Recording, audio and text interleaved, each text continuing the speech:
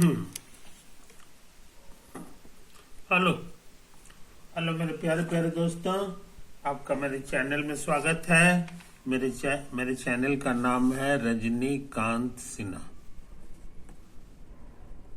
Rajinikanth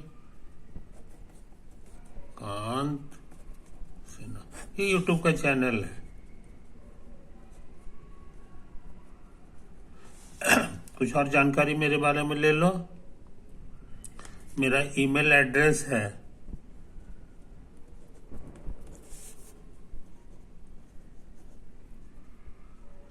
Rajinikanth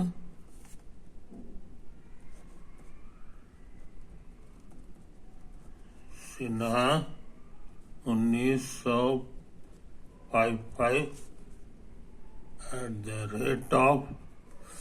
@gmail.com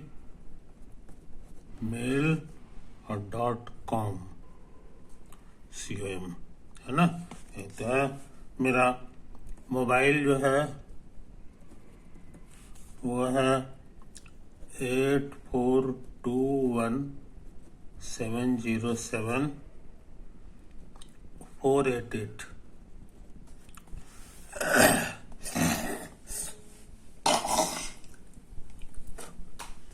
तो इन बातों को समझ लो मेरे यार। मेरा स्लोगन है ना। इस चैप्टर का नाम है applications of vectors in geometry का सवाल है, और उसमें जो है वेक्टर की मदद से उसको बनाना है। ये चीज समझ लो। अच्छा, तुम कहोगे कि कुछ सवाल ले लीजिए, आपने सही समझा है ना। तो जितना थ्योरी पढ़ाए हैं उसी से बनेगा ये सारा क्वेश्चन, लेकिन ये ज्योमेट्री का सवाल होगा। पढ़ देखो, हम तुम्हारे लिए किनारे रखे हैं, ये लिखा हुआ the diagonals of a parallelogram bisects each other. ये एक थ्योरम है जो प्रूफ करना है। पैरेललोग्राम है ना। तो पैरेललोग्राम कैसा होता है ये तुम्हें पता होगा।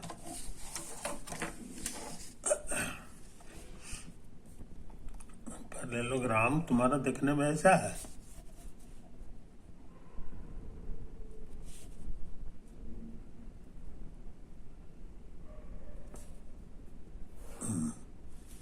है ना। अब इधर से भी कर लो, इधर से भी इसको मिला दो, और इधर से भी इसको मिला दो। एक तो है, नाम दे दो ABC D। Here ABC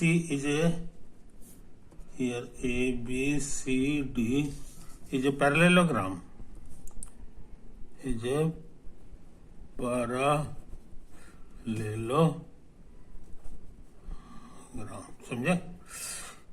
अच्छा, और कहीं पे ओरिजिन होगा तो ओरिजिन तुम्हारा हवा में भी हो सकता है, क्योंकि वेक्टर की पढ़ाई है। या यहाँ पर भी हो सकता है, तो कहीं पर ले लो कि वो है हमारे लिए ओरिजिन। तो इसी के हिसाब से इसका पोजीशन वेक्टर का नाम दे दो A, इसके पोजीशन वेक्टर को B, इसके पोजीशन वेक्टर को C, और इसके पोजीशन वेक्टर को D कर दो। समझे कि नहीं। पैरेललोग्राम का मतलब होता है कि ये और ये बराबर है, लेंथ में भी और डायरेक्शन में भी। इसीलिए कहेंगे कि AB वेक्टर और CD वेक्टर नहीं, CD तो इधर हो जाएगा। AB इधर से इधर है ना, और DC इधर से इधर है, इसलिए AB बराबर DC। ये हम लोग मान ले सकते हैं, क्योंकि पैरेललोग्राम हमारा है कि नहीं। अब तेजी से काम कर रहा है, इसका मतलब होता है आगे का पोजीशन वेक्टर और माइनस पीछे का पोजीशन वेक्टर। C के पोजीशन वेक्टर का नाम ऐसे है, और इसके पोजीशन वेक्टर का नाम ये है ना। ये हो गया और ये तुम्हारा ये हो गया। इसी तरह का काम यहाँ करो, इसी तरह का काम यहाँ करो।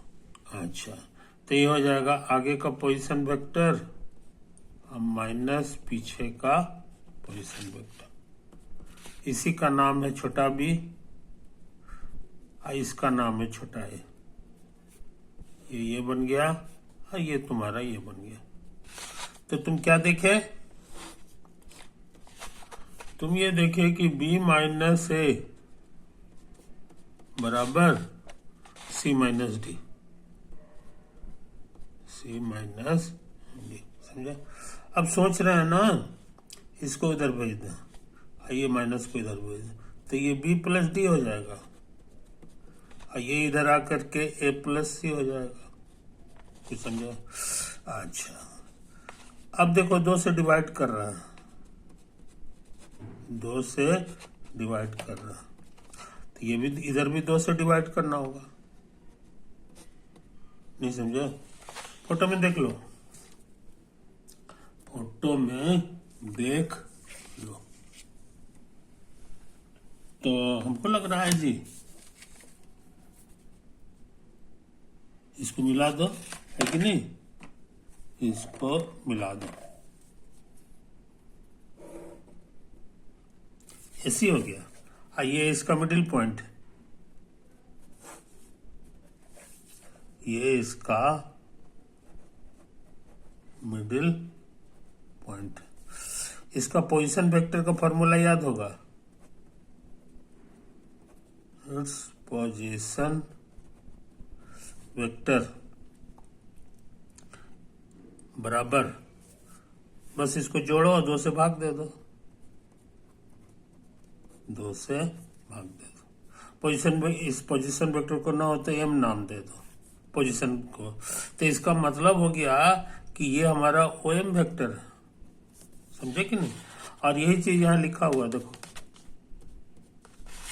यही चीज क्या लिखा हुआ है, हमने मदद ले लिया, हम 1 नंबर। इसी तरह काम दोबारा करो, इसी तरह का काम दोबारा करो, है कि नहीं? इस बार जो है हम लोग ले ले इसको, और इसका जो मिडिल पॉइंट है इसको n कह दो। समझे कि नहीं? तो n का पोजीशन वेक्टर क्या होगा ये बताना आसान है। n है इसका middle point, mid point of BD। नहीं समझा? आई कितना होगा ये बताना आसान है। इसका पोजीशन वेक्टर हो गया, मिड पॉइंट का नाम दे दो n। तो ON वेक्टर का फॉर्मूला होता है किनारे इसको जोड़ के और 2 से भाग दे दो, तो हो गया b अब प्लस d अब बाई 2। इसको 2 नंबर कर दो। ये चीज नहीं यहाँ लिखा हुआ है, ये चीज तुम्हारा यहाँ लिखा हुआ है, इसीलिए इसकी जगह पर हम लिख सकते हैं ON। ये बराबर हो गया ON। हमको मदद क्या लिए हैं? From 2 number. समझे कि नहीं? अब इसको गौर से देखो, ये दोनों तुम्हारा बराबर है, OM अब बराबर ON। नहीं समझे?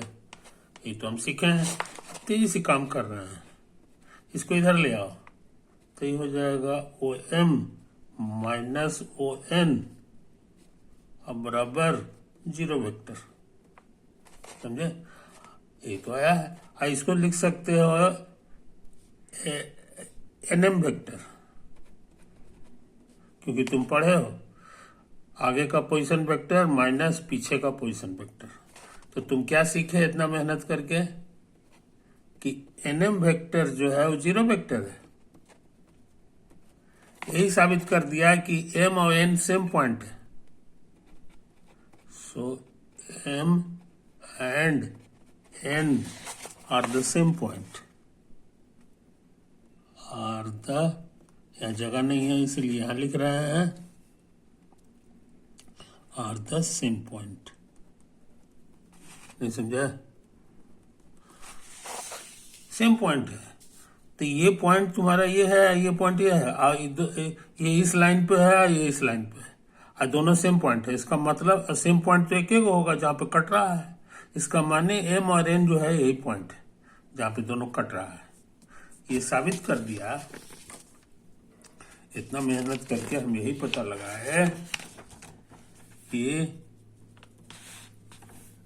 Diagonals AC and BD intersect at the midpoint of AC।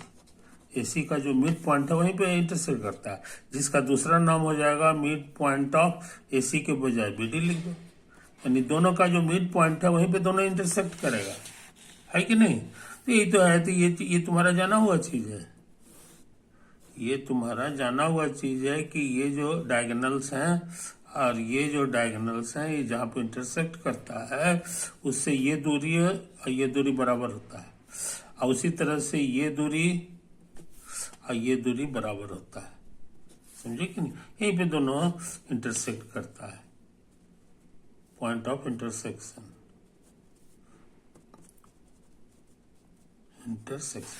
मगर यूक्लिड ज्योमेट्री में इसका प्रूफ दूसरा है, वहां वेक्टर से नहीं होता है। यूक्लिड ज्योमेट्री में तुम ये थ्योरम पढ़े हो, लेकिन वहां प्रूफ जरा दूसरे तरह का है। यहाँ वेक्टर की मदद से भी हमने साबित कर दिया। ज्योमेट्री वो पुराना ज्योमेट्री नहीं है, थ्योरम एक ही है, लेकिन उसका प्रूफ हो गया with the help of geometry, vector. यही हो गया application of vectors in geometry. इसलिए जो ज्योमेट्री सीखे हो 2D ज्योमेट्री, वही ज्योमेट्री का प्रूफ जो है एक नया तरह से भी दिया जा सकता है वेक्टर की मदद से। हालांकि वेक्टर जो है तुम पाओगे कि 3D वाला भी ज्योमेट्री का बहुत सा चीज है, 3D ज्योमेट्री, उसका भी प्रूफ जो है वेक्टर से मिल जाता है। समझे कि नहीं? इसी सेंस में इसकी इज्जत बढ़ गई। इज्जत बढ़ गई कि एक ही साथ जो है 3D और 2D सबको हैंडल कर लेता है। ओके, तो हम लोग काफी काम कर चुके हैं मेरे दोस्त, समझे कि नहीं? अब सोचते हैं इसको वीडियो को एंड कर दें यहीं पे, ओवर।